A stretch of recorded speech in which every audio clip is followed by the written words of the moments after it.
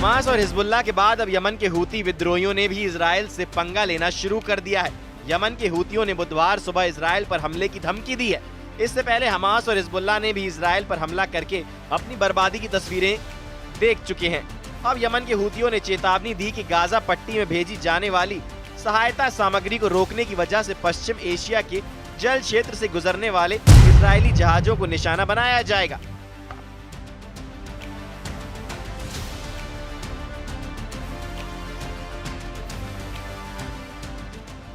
विद्रोहियों ने गाजा पट्टी को सहायता सामग्री भेजने पर लगाई गई रोक को हटाने के लिए इजराइल को 4 दिन का वक्त दिया था। इसके बाद हूती के मानवीय संचालन समन्वय केंद्र ने यह बयान जारी कर इजरायली पोतों को निशाना बनाने की धमकी दी है।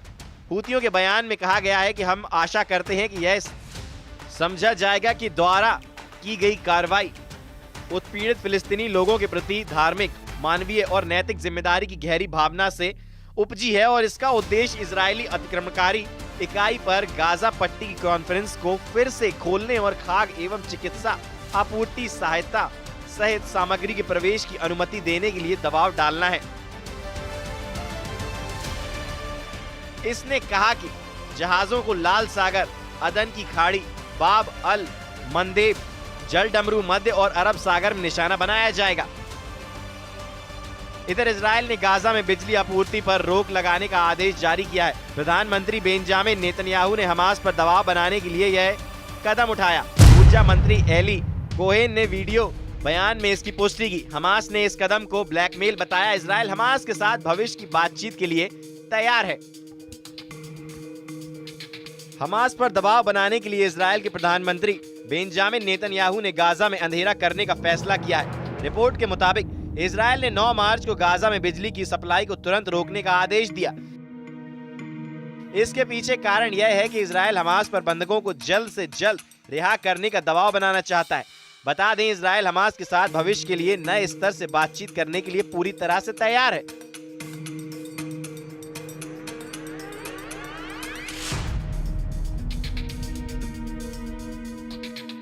इजराइल ने रविवार 9 मार्च को गाजा में बिजली आपूर्ति पर रोक लगाने का आदेश दिया।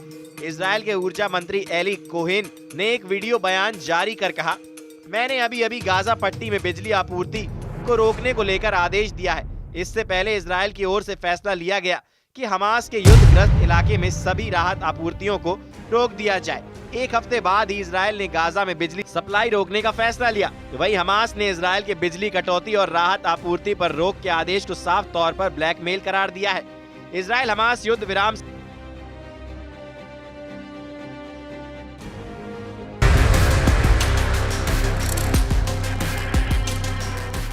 समझौते का पहला चरण 1 मार्च शनिवार को खत्म हो गया है।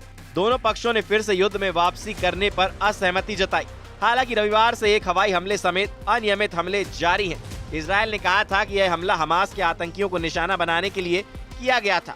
हमास लगातार इस बात पर जोर दे रहा है कि इस युद्ध को हमेशा के लिए खत्म करने के लिए संघर्ष विराम समझौते के दूसरे चरण के तहत तुरंत बातचीत शुरू की जाए।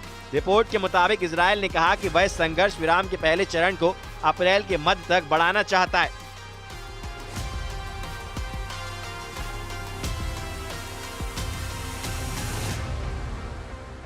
वहीं यमन के हौती समूह ने लाल सागर, अरब सागर, अदन की खाड़ी और बाब अल मंदाब जल डमरू मध्य में इजरायली जहाजों पर हमले फिर से शुरू करने की घोषणा की है।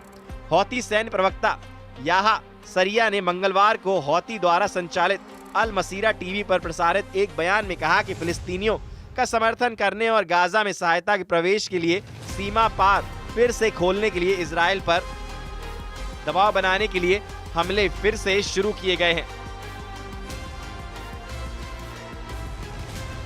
शुक्रवार को हौती नेता अब्दुल मलिक अल हौती ने इजराइल को 4 दिन का अल्टीमेटम जारी किया, जिसमें घेरे गए क्षेत्र में मानवीय सहायता की अनुमति मांगी गई, अन्यथा उनका समूह नौसैनिक हमले फिर से शुरू कर देगा।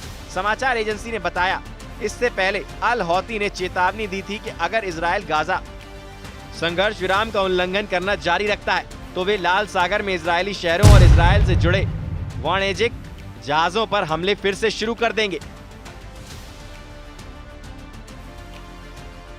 एक तरफ अरब देशों में हालात अभी भी खराब नजर आ रहे हैं, खराब हालातों को लेकर अरब देशों के नेताओं ने हाल ही में मिस्र के काहिरा में एक आपातकालीन बैठक आयोजित की थी, जिसमें गाजा पट्टी में पुनः निर्माण कार्यों को लेकर अमेरिकी राष्ट्रपति डोनाल्ड ट्रंप की ओर से पेश किए गए प्रस्ताव पर गंभीरता से विचार विमर्श किया गया था।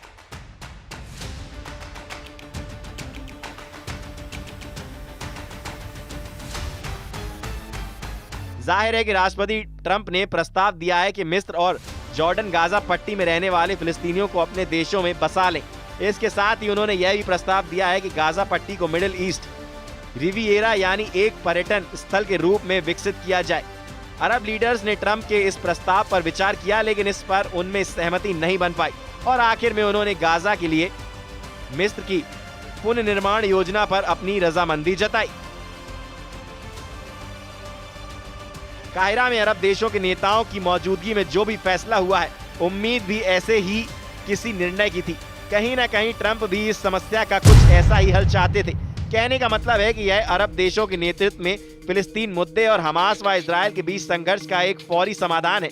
गाजा पट्टी में हमास की भूमिका बेहद अहम है और वहां के राजनीतिक भविष्य को निर्धारित करने में और पुनर्निर्माण की कोशिशों के केंद्र में हमास जरूर होना चाहिए।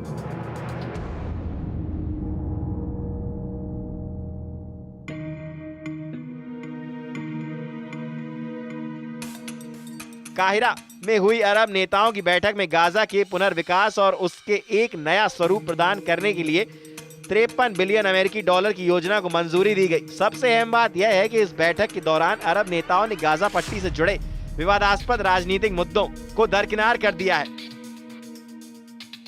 इनमें हमास को गाजा पट्टी का प्रमुख राजनीतिक और सैन्य किरदार मानने एवं इजरायल की सुरक्षा चिंताओं से जुड़े महत्वपूर्ण मुद्दे शामिल थे। देखा जाए तो गाजा पट्टी को लेकर अरब देशों के नेताओं ने जो प्रस्ताव मंजूर किया है, उसका मुख्य मकसद कहीं न कहीं मिस्र और जॉर्डन में फिलिस्तीनियों के बसाने की जो अमेरिकी योजना थी, उसका विकल्प पेश करना था। साथ ही अमेरिका के सामने अपनी एकजुटता को प्रदर्शित करना था।